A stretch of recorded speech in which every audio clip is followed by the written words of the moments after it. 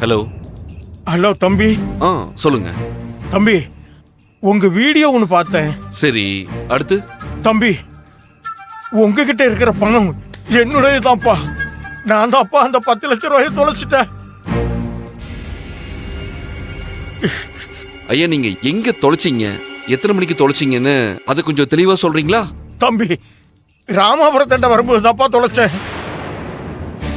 தம்பி, என் பொண்ணு கல்யாணத்துக்காக என்கிட்ட இருந்த கொஞ்சம் இடத்த வித்து எடுத்துட்டு வந்த காசு தாப்பா அது. அதை தாப்பா தொலைச்சிட்டேன்.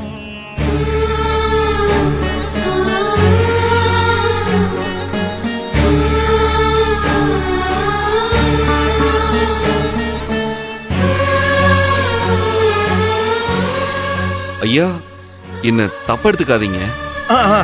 நிறைய பேர் இந்த பணம் அவங்க பணம் தான் சொல்லி எனக்கு ஃபோன் பண்றாங்க. அதனாலதான் இப்படி கேட்க வேண்டியதா ஆயிடுச்சு. ஐயோ,